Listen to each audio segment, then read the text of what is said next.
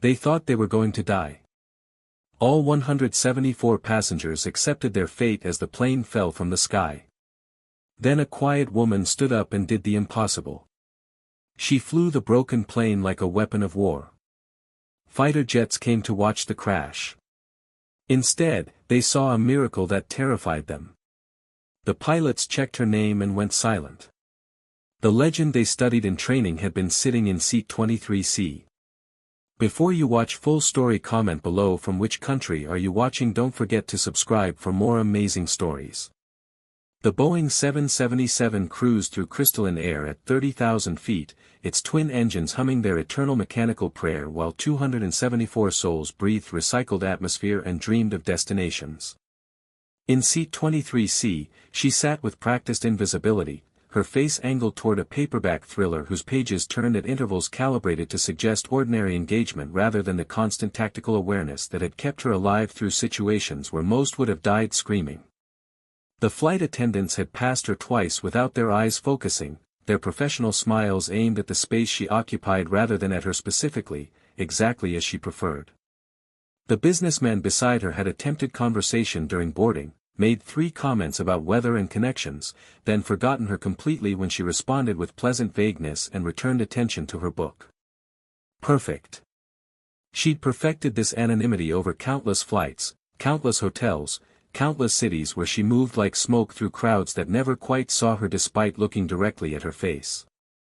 Her name was Alex Kincaid, though almost nobody called her that anymore, and the casual clothes she wore, jeans, comfortable sneakers, a plain gray sweater, concealed the kind of physical conditioning that turned bodies into precision instruments.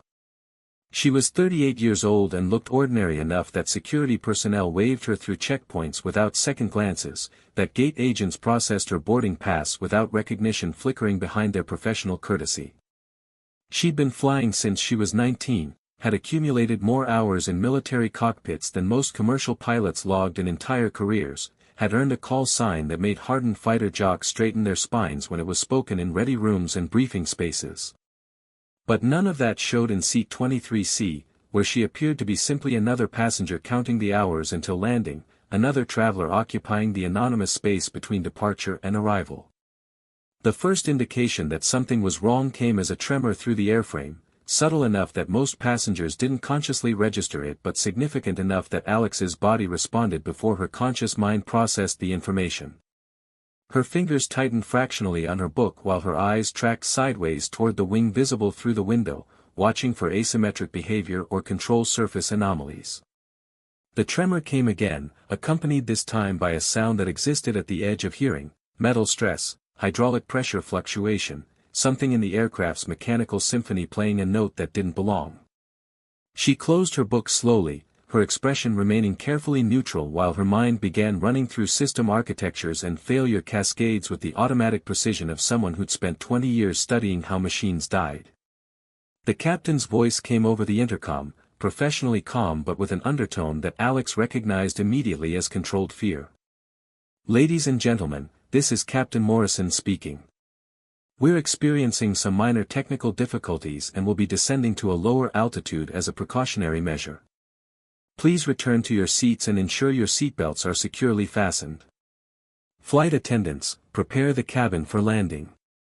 The words were carefully chosen to avoid panic, but Alex heard what wasn't being said, the stress fractures in his voice, the slight hesitation before minor technical difficulties, the way he'd said precautionary with the emphasis of someone trying to convince himself as much as his passengers.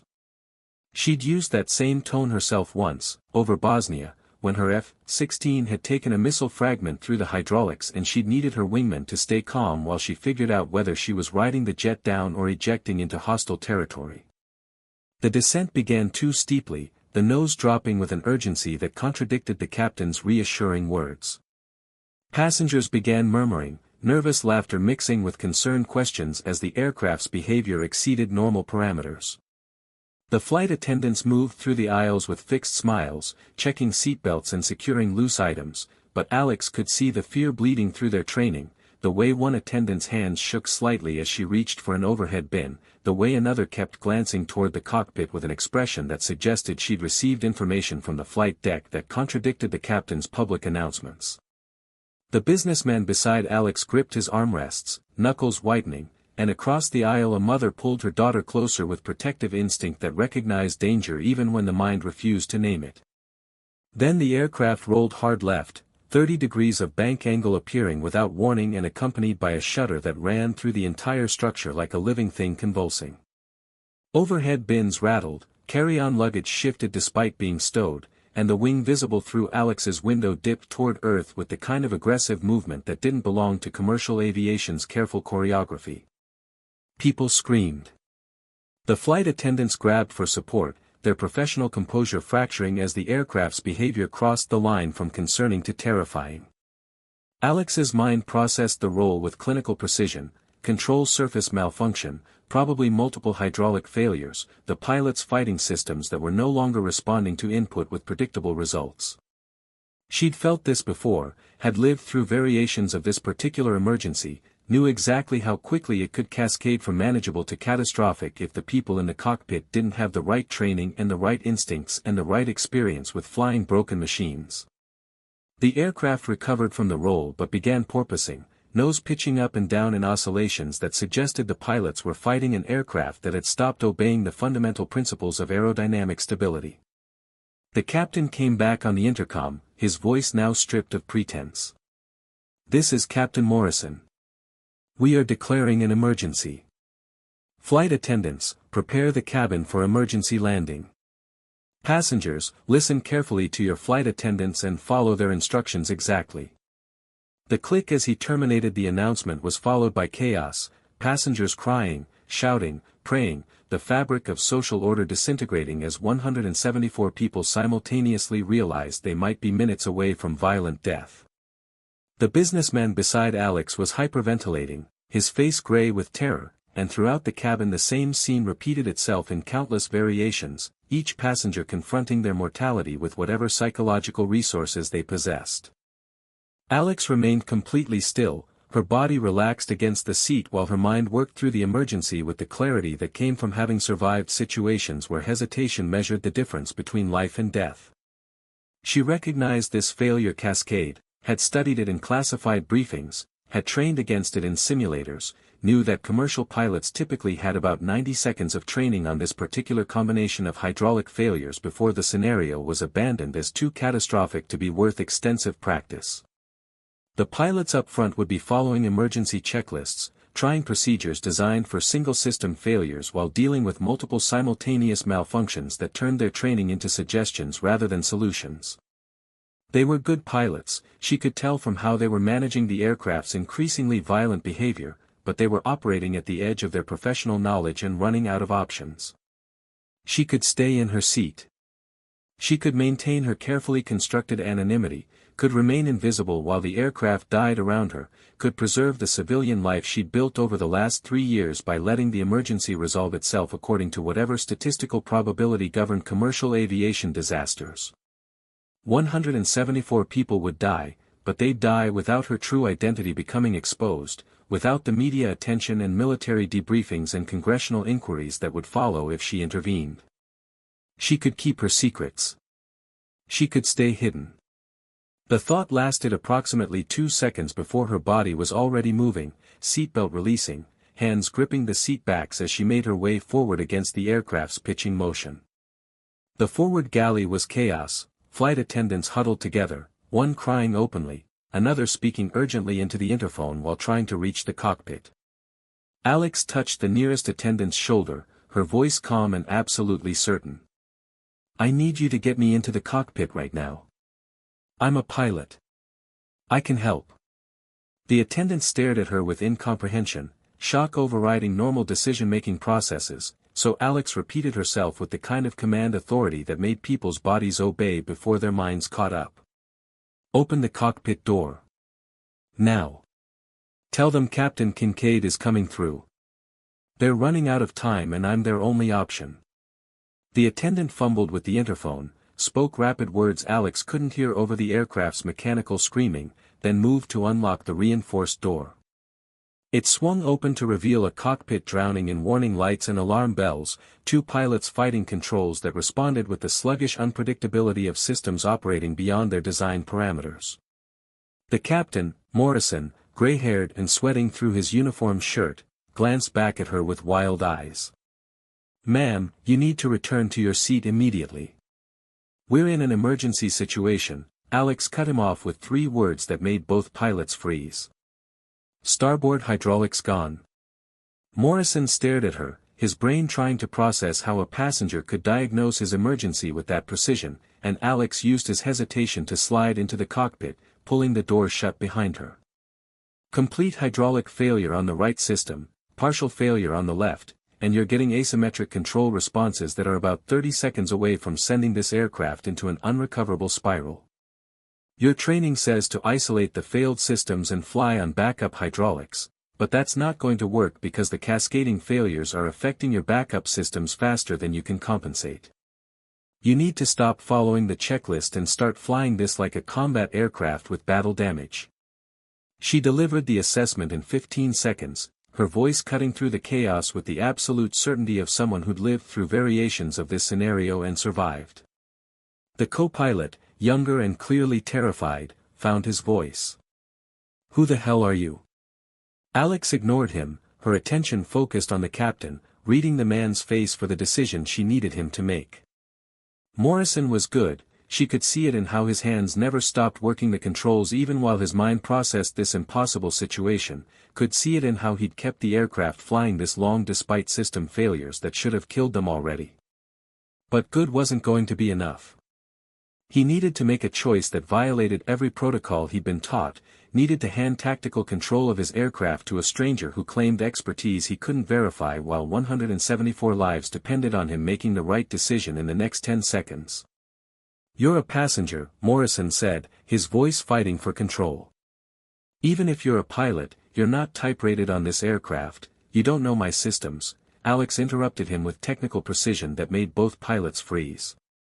"Boeing 777-300ER, you're losing hydraulic pressure in Systems 1 and 3 while System 2 is operating at 40% capacity. Your left elevator is responding but with a lag that suggests actuator damage, your right elevator is completely unresponsive, and you're fighting aileron asymmetry that's going to induce a Dutch roll if you keep trying to correct with standard inputs. You've got about 90 seconds before this aircraft becomes unflyable, and your emergency procedures don't cover this combination of failures because it's not supposed to be survivable." Morrison's face transformed, fear mixing with desperate hope as he recognized that her assessment matched exactly what he was experiencing. "How do you know?" Alex moved beside him, her hands hovering near the controls without touching them, her voice dropping into the calm cadence she'd used in combat when talking wingmen through emergencies. "Captain, I'm going to give you instructions that will sound insane. You're going to want to question them because they violate everything you've been taught about flying this aircraft safely. But I need you to trust me and do exactly what I say, exactly when I say it, or everyone on this plane dies. Can you do that?" The aircraft lurched violently, the nose pitching down 15 degrees while the right wing dropped in a motion that suggested the beginning of the spiral Alex had predicted. Morrison made his decision in the space between heartbeats, his hands relaxing fractionally on the yoke as he nodded once. "Tell me what you need." Alex's response came immediately, her tactical mind already 3 moves ahead. "Release back pressure slowly, let the nose drop another 5 degrees. I know every instinct is screaming at you to pull up, but we need to trade altitude for control authority. Reduce power on your number 2 engine by 15% to compensate for the asymmetric control response." Morrison followed her instructions with the precision of someone who'd spent 30 years learning to trust his aircraft systems, his hands moving exactly as she directed despite the violation of everything his training insisted was correct. The aircraft's behavior changed. Immediately, the violent pitching reduced, the wing roll stabilized, and for the first time in 3 minutes the machine responded to input with something approaching predictable results. The co-pilot was staring at Alex with an expression caught between terror and awe, his hands frozen on his controls as he watched her guide Morrison through procedures that seemed to be pulled from nowhere but which were producing results that normal emergency protocols hadn't achieved. "Now increase power on 1 and 3, bring them up slowly to 90%. Alex's voice remained absolutely steady, her attention divided between the instrument panel and the view through the windscreen, processing information streams with the automatic precision of someone who'd spent 2 decades reading emergencies in the microsecond movements of needles and digital displays. You're getting differential thrust that's going to help stabilize the roll tendency, but you need to stay ahead of it with rudder input. Small corrections, smooth and constant, don't try to force the aircraft back to level, let it find its own equilibrium and guide it there. Morrison was sweating heavily, his uniform soaked through, but his hands moved with increasing confidence as he felt the aircraft responding to inputs that his training had never prepared him for. "This is working," he said, his voice carrying equal parts disbelief and desperate relief. "I don't understand how this is working, but it's actually working." Alex allowed herself a fractional smile, the first break in her tactical focus since entering the cockpit. "You're flying this machine like a broken fighter jet now instead of a commercial aircraft. Your safety margins are gone, your redundant systems are compromised, and every control input has a 3-second lag before you see results. But if you stay smooth and stay ahead of the failure cascade, you can keep it flying long enough to get these people on the ground." The next 20 minutes were the longest of Morrison's career, each second requiring absolute concentration as he flew the crippled aircraft through a descent that violated every standard procedure while simultaneously proving that Alex's tactical approach was the only thing preventing complete catastrophic failure. She stood beside him throughout, her voice providing a constant stream of guidance that anticipated problems before they appeared, adjusted for failures before instruments registered them, kept him 3 steps ahead of an aircraft that was trying to kill everyone aboard. The co-pilot handled communications, declaring their emergency to air traffic control, coordinating emergency services, receiving vectors toward the nearest suitable airport while Alex and Morrison fought to keep the 777 controllable. "United 447, we're showing you're off course and continuing to descend. Can you confirm your status?" The controller's voice carried professional concern mixed with barely suppressed alarm, and the co-pilot responded with updates that painted a picture of an aircraft that shouldn't still be flying. Alex monitored the radio traffic peripherally, hearing the controller scrambling resources, clearing airspace, preparing for an emergency that had every indication of ending in disaster. She'd heard that same controlled urgency before, in combat situations where controllers watched aircraft they couldn't help and prepared themselves for the radio calls that would never come. Then Morrison said something that made her tactical focus fracture momentarily. "Control is requesting military support. They're vectoring F-35s from the air defense sector to escort us in." Alex's expression didn't change, but something cold moved through her chest, the first intrusion of her hidden identity into a situation she'd been managing as a purely civilian emergency. The F-35s would have secure communications, would be plugged into military databases, would have access to information that commercial controllers couldn't reach. They would see the emergency, would monitor the aircraft's approach, and if things went wrong they would witness the end with tactical precision that civilian radar couldn't provide. "Tell them we copy," Alex said, her voice remaining steady while her mind calculated new variables. "Military escort is appreciated but we need clear approach corridors and emergency services standing by."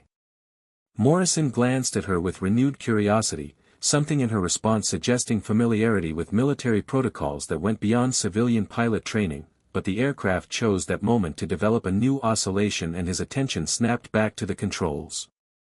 Alex guided him through the compensation, her hands still hovering near the yoke, ready to take over if his training failed him but trusting his experience to implement her instructions with the precision they required.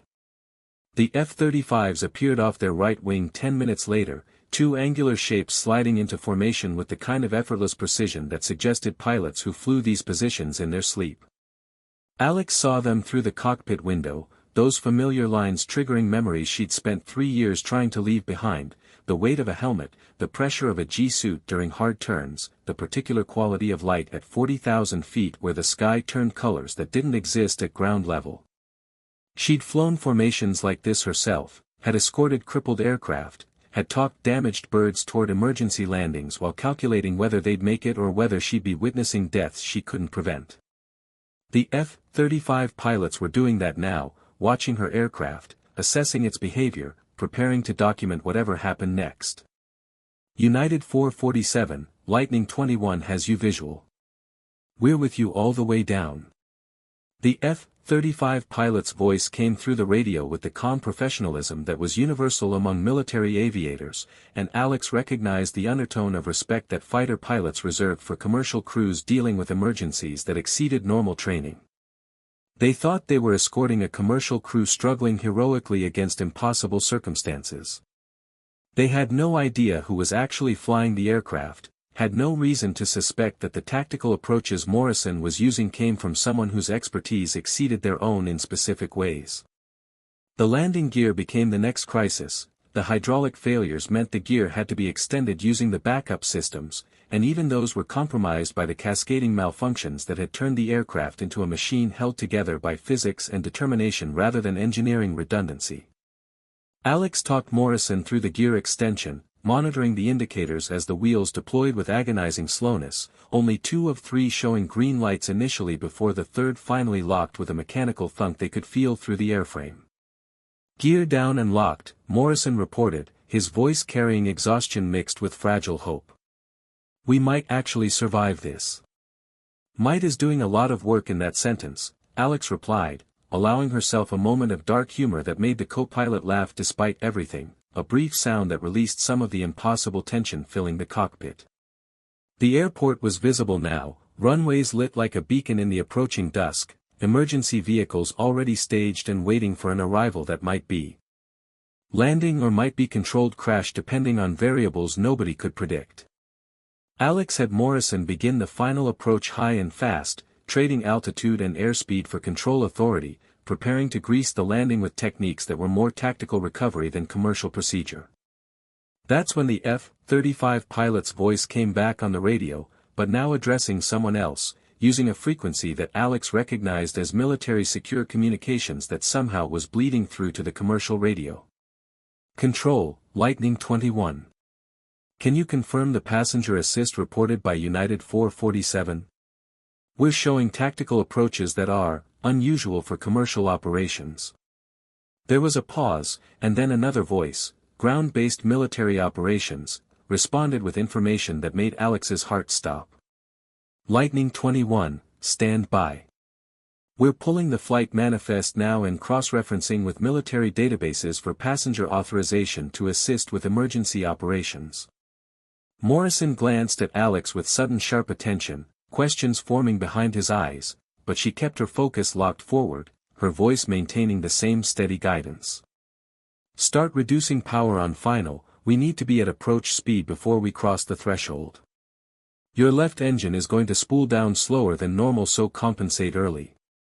He followed her instructions, his hands moving automatically now, trusting her completely even as his mind processed what the military communications suggested. The co-pilot was staring at Alex openly, his professional composure abandoned in favor of raw curiosity mixed with dawning understanding. The aircraft descended through 2,000 feet, still responding to inputs but with decreasing reliability as systems continued degrading toward complete failure. The runway expanded ahead of them, emergency vehicles tracking their approach, and Alex could see fire crews standing ready with the expectation that this aircraft might not stay on the runway or might arrive harder than any landing was meant to be survived. Morrison's breathing was fast and shallow, his body tensed against the controls, and Alex knew he was feeling the aircraft beneath him like a dying animal, understanding viscerally that they were seconds away from either salvation or disaster. 500 feet, the co-pilot called, his voice mechanical with focus. 400.300. The runway rushed up toward them, concrete and lights and the finite space where this emergency would resolve one way or another. Alex's guidance dropped to single words, power. Nose. Smooth. Each syllable timed to keep Morrison ahead of the aircraft's responses, her tactical mind processing the landing with the precision of someone who put damaged aircraft onto carrier decks at night in weather that would have grounded commercial aviation. Morrison flared perfectly, the nose rising as the main gear kissed the runway with a chirp of rubber that was probably the most beautiful sound any of them had ever heard, and then they were down, rolling, decelerating, alive. The cockpit erupted in sound, alarms wailing their protests, warnings screaming about systems that no longer mattered because they were on the ground and the wheels were staying attached and people were going to walk off this aircraft instead of being carried off in whatever pieces physics left behind. Morrison was laughing, tears streaming down his face, his hands shaking so badly he could barely maintain directional control as emergency vehicles paced them down the runway. The co-pilot was praying, his voice choked with emotion, and throughout the cabin behind them 174 passengers were experiencing the particular joy that came from accepting death and then having it rescinded at the last possible second. Alex allowed herself one long breath, tension draining from her body, before the F-35 pilot's voice returned on the secure frequency that was still somehow bleeding through. Ground control, Lightning 21. That was tactical carrier approach methodology adapted for commercial airframe. Whoever talked them down used military emergency procedures I've only seen in classified briefings. Can you confirm the identity on that passenger assist? There was a longer pause this time, and Alex knew exactly what was happening in whatever operations center was monitoring this situation. They were pulling her name from the manifest, running it through databases, finding flags and restrictions and classifications that would make someone's screen light up with alerts. They were discovering who she actually was, were cross-referencing her current civilian identity with her military service record, were realizing that the ordinary passenger who'd saved United 447 wasn't ordinary at all. The silence stretched for 15 seconds that felt like hours, and then the operations controller's voice came back with an undertone of absolute shock. Lightning 21, passenger assist is confirmed as. Christ. Lightning 21, you're not going to believe this, but passenger assist is Viper. Repeat, Viper. The radio went dead silent. Not the silence of nobody talking, but the silence of people who just heard something that made them forget how to form words. Alex closed her eyes briefly, hearing her call sign spoken in that tone, the reverent shock reserved for legends whose names appeared in training materials and whose accomplishments shaped doctrine. Viper.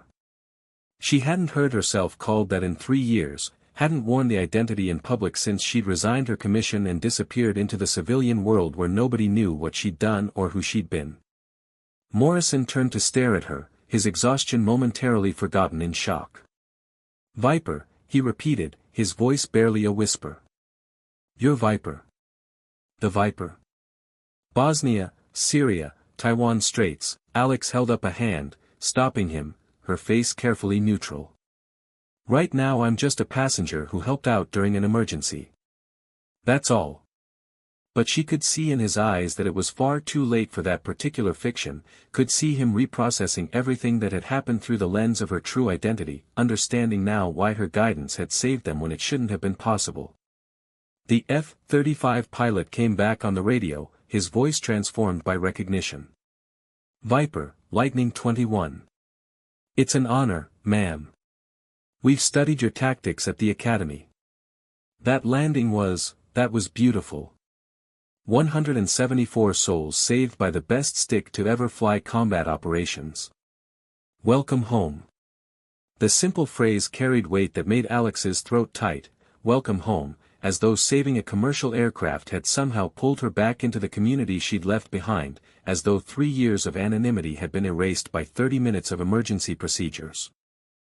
Lightning 21, thanks for the escort, she replied, using the radio for the first time, her voice carrying the particular inflection that military pilots used when communicating with each other, the subtle markers of shared experience and mutual respect. Appreciate you guys keeping an eye on us. Tell your controller that Viper needs about 6 months before this gets reported anywhere official. Some of us are trying to stay retired. The request was impossible, there would be investigations, debriefings, media attention, congressional medals, but she had to try, had to make the attempt to preserve some fragment of the anonymous life she'd built. The F-35 pilot's response carried rueful sympathy. Copy that, Viper. I'll pass it along, but I think that particular cat is way out of the bag. You just saved 174 lives at 30,000 feet using tactics that are going to be studied for the next 50 years. Pretty sure the whole world's going to know your name by tomorrow morning. He was right, she knew. The moment operations had confirmed her identity, the moment her call sign had been spoken on recorded frequencies, her anonymity had become impossible to maintain. She'd traded her invisible life for the survival of everyone on this aircraft, and the price was exposure she'd spent 3 years avoiding. The aircraft finally rolled to a stop on the taxiway, surrounded by emergency vehicles whose lights painted the interior of the cockpit in alternating red and white. Morrison shut down the engines with hands that still trembled, securing systems that had somehow held together long enough despite having no business remaining operational. He turned to Alex with an expression that combined gratitude, awe, and a dozen questions he didn't know how to ask. "Captain Kincaid," he started, and she smiled slightly at his use of her rank. "Just Alex," she corrected gently. "I'm not wearing the uniform anymore, remember?" "Alex," he amended, his voice thick with emotion. "I've been flying for 30 years. I've handled emergencies, I've trained for scenarios like this, and I'm telling you with absolute certainty that we should all be dead right now. Those failures, that combination of malfunctions, there's no procedure that saves us from that. Except apparently there is, if you happen to have the most legendary combat pilot in modern military aviation history sitting in seat 23C. His eyes were red, tears threatening again, and Alex understood the particular gratitude of someone who'd been given back a life they'd already lost. Thank you doesn't even begin to cover it, but thank you. Alex gripped his shoulder briefly, the gesture carrying more meaning than words could express. You did the flying, Captain. I just gave you some tactical suggestions. That landing was all you. It wasn't quite true, her guidance had been the difference between survival and disaster, but he needed to hear it, needed to process this emergency as something he'd accomplished rather than something he'd survived through luck and outside intervention. The co-pilot was staring at both of them, his mind clearly still trying to reconcile the ordinary passenger with the legendary pilot, and Alex read the questions forming behind his shock. The cabin door opened, flight attendants appearing with faces that showed people who'd survived trauma they'd never adequately process, and behind them passengers were standing, cheering, crying, holding each other with the desperate relief of people who'd touched death and been allowed to step back. They didn't know yet who'd saved them, didn't understand that the woman standing in the cockpit represented expertise that exceeded civilian aviation's wildest capabilities. They just knew they were alive, and their gratitude filled the aircraft like a physical presence. Alex moved through the cabin toward the forward exit, trying to maintain some fraction of anonymity even though she knew it was futile. Passengers reached out to touch her, to thank her, their faces carrying emotions too complex to name. The businessman from 23C gripped her hand, his eyes wet.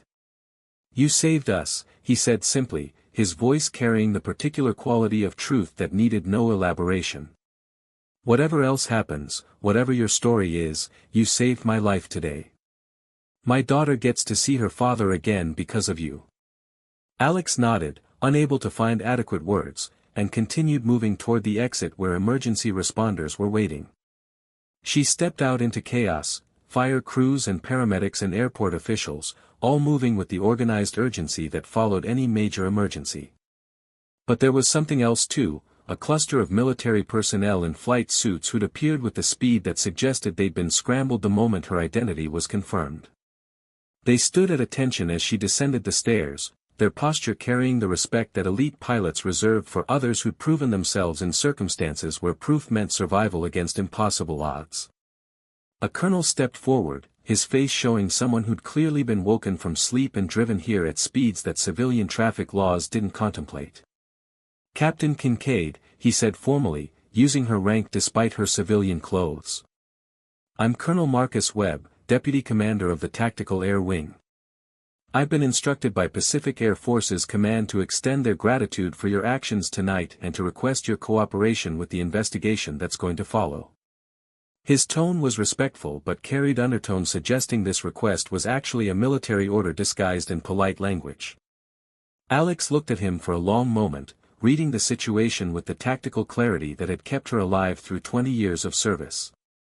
Colonel, I'm a civilian now. I don't take orders from Pacific Air Forces or anyone else with stars on their shoulders. I helped with an emergency because people needed help, not because I'm still part of your command structure. Her voice was calm but carried absolute certainty, drawing a boundary that she needed him to acknowledge. Webb's expression shifted, showing someone recalculating their approach, and he nodded slowly. Fair enough, he conceded. Then let me rephrase. We would be deeply grateful if you would consent to answering some questions about what happened up there, because the preliminary reports suggest you used tactical procedures that we're very interested in understanding. Not for discipline or oversight, but because you apparently just demonstrated emergency techniques that could save lives in future situations.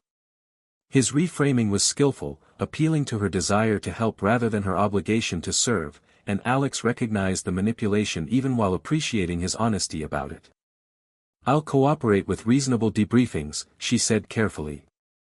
But I need your word that this doesn't become a media circus or a congressional hearing or an excuse to drag me back into service. I left for reasons that are still valid, and saving one aircraft doesn't change that. Webb studied her face, seeing something there that made him nod with what looked like genuine sympathy. You have my word, Captain. Whatever your reasons were for leaving, they're yours to keep. We just want to learn from what you did tonight. The passengers were disembarking now, some walking, some being carried by paramedics who were checking for injuries that adrenaline might be concealing. Alex watched them, counting faces, confirming that all 174 souls had survived the emergency intact. A woman approached her, middle-aged and carrying a child who couldn't have been more than 4 years old. Are you the one who saved us? The woman asked, her voice breaking. The flight attendant said a passenger helped the pilots, and I need to know who to thank for my daughter's life. Alex looked at the child, seeing large eyes and an expression of innocent curiosity unmarred by understanding of how close death had come. The pilots saved us, she said gently, redirecting the gratitude toward Morrison and his crew. They did an amazing job under impossible circumstances. But the woman wasn't accepting the deflection, her eyes seeing past the casual clothes to something deeper. You're military, aren't you? The way you stand, the way you talk, you're someone important. Please, I just need to know your name so I can tell my daughter who saved her mother's life. Before Alex could respond, one of the F-35 pilots appeared at her elbow, younger than her, probably mid-20s, his face showing the particular mixture of confidence and humility that characterized fighter pilots who'd proven themselves in combat. Ma'am, he said, his voice carrying formality despite their relative ranks being unclear in this civilian context. I'm Captain Tyler Morrison, Lightning 21. I wanted to thank you in person for what you did up there. I was watching that approach, and I've never seen a more perfect execution of battle damage procedures adapted to commercial operations. You saved every single person on that aircraft through tactics that most pilots wouldn't even consider attempting. His words carried across the space, reaching passengers who were beginning to cluster around them, curiosity mixing with gratitude as they understood that this exchange involved the person who'd been responsible for their survival. Alex saw her anonymity dissolving in real time, saw the moment when individual recognition transformed into collective awareness, and knew there was no putting this particular genie back in its bottle. The woman with the child was staring at her with new intensity, recognition flickering in her eyes. You're Viper, she said, the name carrying a weight that suggested she'd heard it before, probably in news reports or documentaries. Oh my God. You're Viper.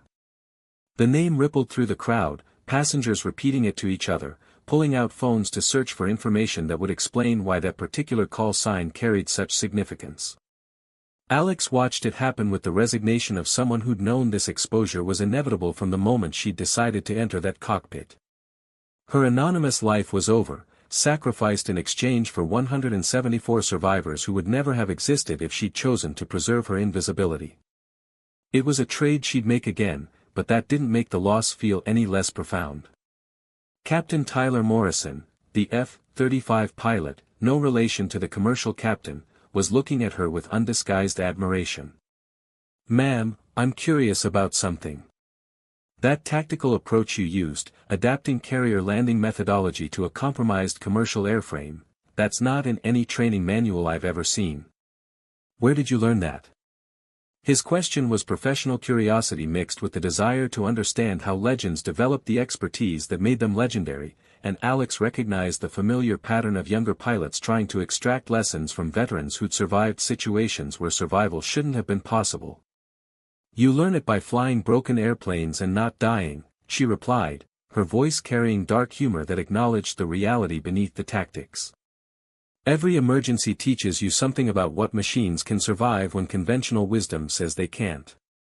You accumulate enough emergencies, you start recognizing patterns that let you push boundaries that normal procedures won't approach. Tonight wasn't innovation, it was just experience applied to a new situation." The explanation simplified complexity that had taken her 20 years to develop, but it was the truth distilled to its essential core. More military personnel were arriving now, including a 3-star general whose helicopter Alex could see landing on a nearby taxiway. The situation was escalating, her involvement transforming from emergency response to something that was going to require official acknowledgement and probably recognition that she didn't want.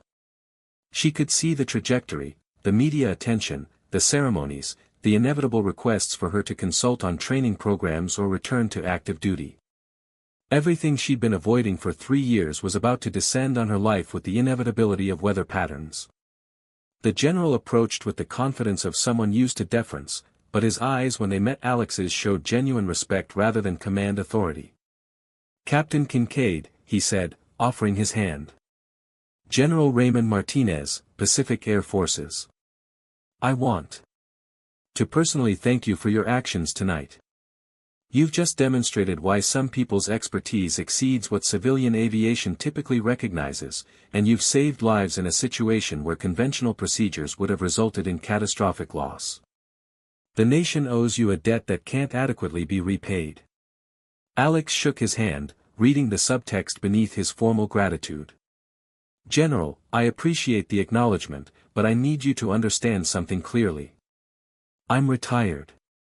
I left active service for personal reasons that haven't changed, and tonight's emergency doesn't represent a change in my status. I helped because people needed help, not because I'm available for military operations or public service." Her voice was respectful but absolutely firm, drawing a line she needed him to recognize. Martinez studied her for a long moment, and something in his expression shifted toward understanding. "I respect that, Captain. Your service record speaks for itself, and if you've decided that chapter is closed, that's your right. But I hope you'll at least consent to a proper debriefing, because what you did tonight represents tactical knowledge that could save lives in future emergencies. We'd be foolish not to learn from your expertise." His response was measured, acknowledging her boundary while making a reasonable request, and Alex found herself nodding. "I'll cooperate with a reasonable debriefing," she confirmed. "But after that, I'm going back to my anonymous civilian life, and I need everyone to respect that choice." Even as she said it, she knew how unlikely that outcome was. The media were probably already digging through her service record, passengers were posting on social media, and her face was going to be on every news broadcast by morning. But she had to try, had to make the attempt to preserve some fragment of the life she'd built. The passengers were still watching her, their faces showing a mixture of gratitude and awe that made Alex uncomfortable in ways that combat never had. She'd learned how to face death, how to make impossible decisions under pressure, how to survive situations that killed most people who encountered them. But she'd never learned how to accept public recognition gracefully, had never developed the skills for navigating the particular discomfort of being seen as heroic rather than simply competent. She was just someone who'd accumulated expertise through survival and applied it when circumstances required. The fact that most people didn't have that expertise didn't make her special, it just made her lucky to have lived long enough to develop it. A news crew appeared at the perimeter, cameras already rolling, reporters shouting questions that airport security was trying to contain. Alex saw her last moments of anonymity evaporating in real time, saw the future unfolding with the certainty of physics, the interviews she couldn't avoid, the ceremonies she couldn't decline, the attention she couldn't escape. She'd traded invisibility for 174 lives, and the transaction was complete. There was no going back to being the woman in seat 23C who nobody noticed or remembered. Morrison, the commercial captain, appeared at her side, still unsteady on his feet but determined to reach her. "The crew wants to thank you properly," he said, his voice carrying exhaustion and emotion in equal measure. "We're trying to figure out how to express gratitude for something that exceeds normal human experience. You gave us our lives back, gave all these passengers their futures back, and we don't have words adequate for that." Alex looked at him, seeing a good man processing an impossible day, and felt something shift in her chest, the recognition that perhaps exposure was the price that legends paid for remaining human, that anonymity couldn't be maintained when circumstances required intervention beyond ordinary boundaries. "Captain Morrison, you kept that aircraft flying through failures that should have killed everyone instantly. Your crew managed an impossible situation with professional skill that gave me something to work with. This was teamwork, not heroism." She meant it, needed him to understand that survival had been collaborative rather than individual, but she could see in his eyes that he understood the reality beneath her modesty. Without her intervention, everyone aboard United 447 would have died. That truth was inescapable, and it defined her exposure whether she wanted to acknowledge it or not. The F-35 pilot, Tyler Morrison, was still standing nearby, clearly unwilling to leave without extracting more lessons from someone whose reputation exceeded most pilots' entire careers. "Ma'am, I have to ask, how do you live with it, the burden of having expertise that exceeds what normal situations require? You were sitting in seat 23C, reading a book, trying to be invisible, and then circumstances forced you to reveal capabilities that most people don't possess. How do you reconcile that kind of existence?" His question carried genuine curiosity mixed with the recognition that some people's abilities created obligations that normal life couldn't accommodate. Alex considered the question seriously, recognizing its depth. "You learn to live in the space between who you are and who people see. You develop skills that circumstances required, and then you try to exist normally despite carrying capabilities that normal life doesn't need. Sometimes crisis finds you anyway, and you have to choose between maintaining your invisibility and using your expertise to help. Tonight I chose to help, and the price is losing the anonymity I'd built. I'll pay that price again for the same reasons, but that doesn't make it feel less like loss." Her honesty seemed to resonate with the young pilot, who nodded slowly. "Thank you, ma'am. That's profound. And for what it's worth, I think the world needs to know about people like you. Needs to understand that some individuals possess capabilities that exceed normal boundaries, and that those capabilities exist specifically because circumstances forced their development through survival rather than choice. You're not a hero because you wanted to be, you're legendary because you survived situations that killed most people and learned from them." The description was accurate enough that Alex couldn't dispute it, even though it made her uncomfortable in ways she couldn't articulate. She'd never sought legend status, had never wanted the particular fame that came from being known for surviving where others died. But expertise developed through survival created obligations whether she wanted them or not, and tonight had proven that anonymity was ultimately impossible when circumstances required intervention that only she could provide. General Martinez returned with a tablet showing preliminary investigation reports, his expression carrying professional concern mixed with bureaucratic necessity. "Captain Kincaid, I need to brief you on what happens next. The FAA is going to require extensive debriefing about the emergency procedures you employed. The Department of Defense is interested in your tactical approaches for potential integration into training programs. Congress is probably going to want to present some form of recognition. And the media, well, the media is going to make you the most famous person in aviation for at least the next month. Are you prepared for that level of attention?" Alex looked at him for a long moment, feeling the weight of exposure settling on her shoulders like a physical burden. "No," she said honestly.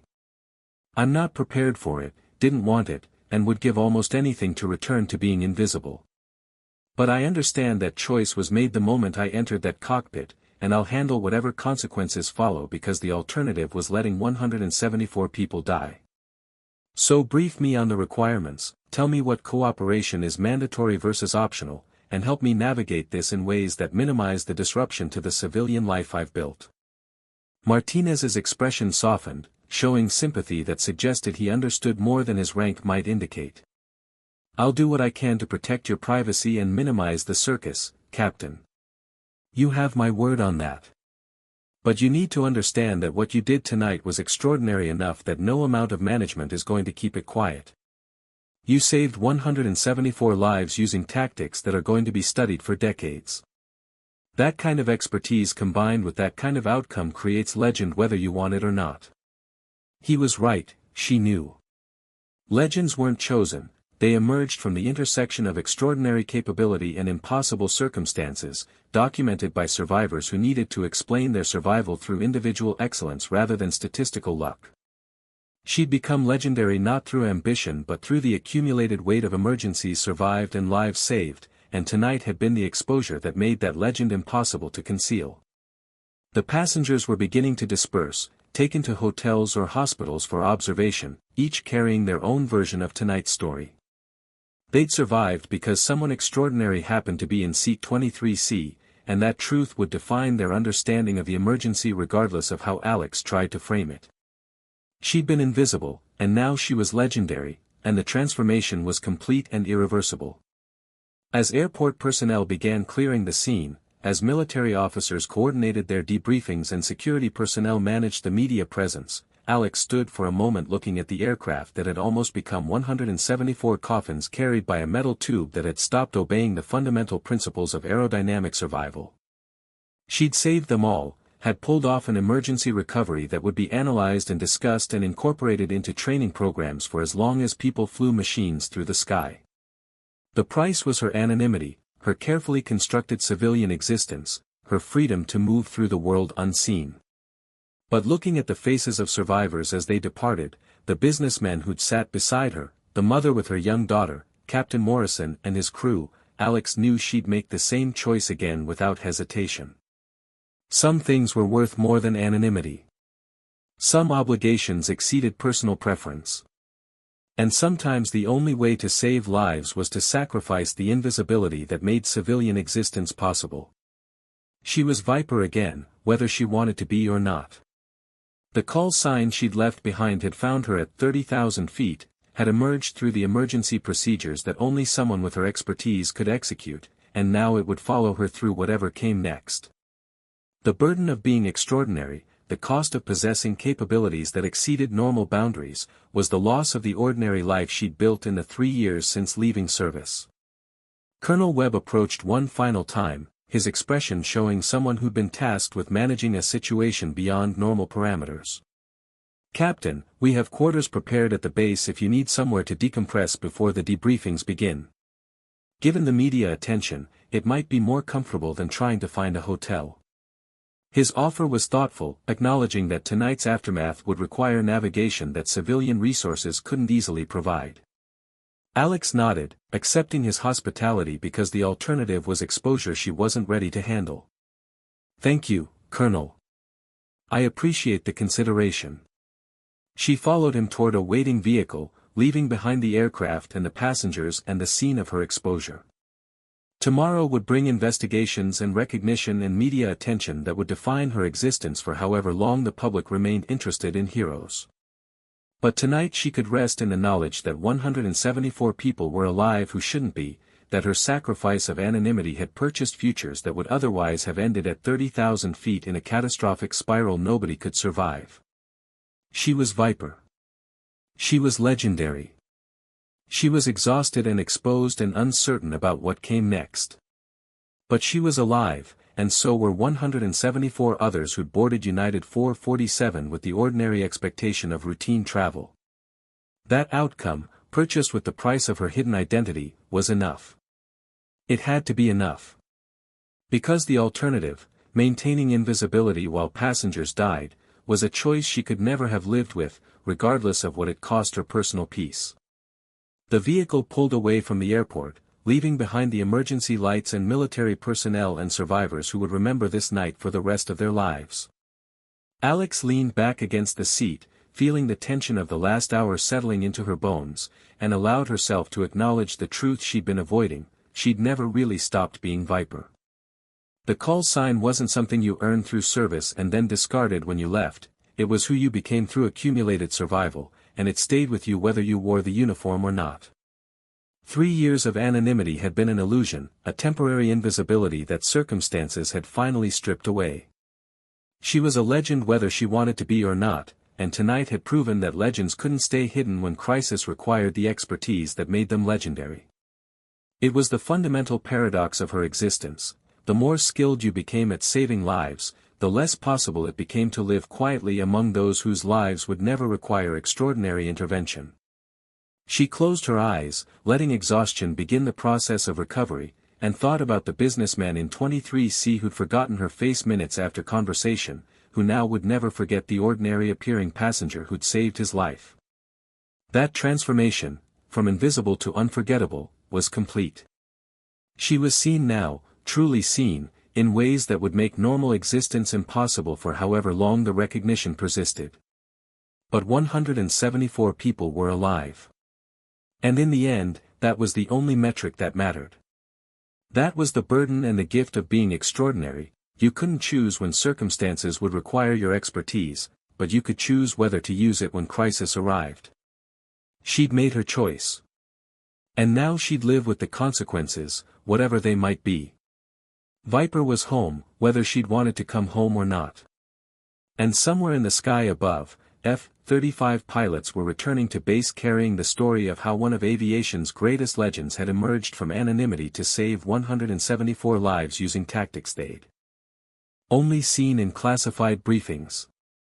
That story would spread through military aviation communities worldwide, would become part of the oral tradition that shaped how pilots understood excellence and expertise and the burden of possessing capabilities that exceeded normal boundaries.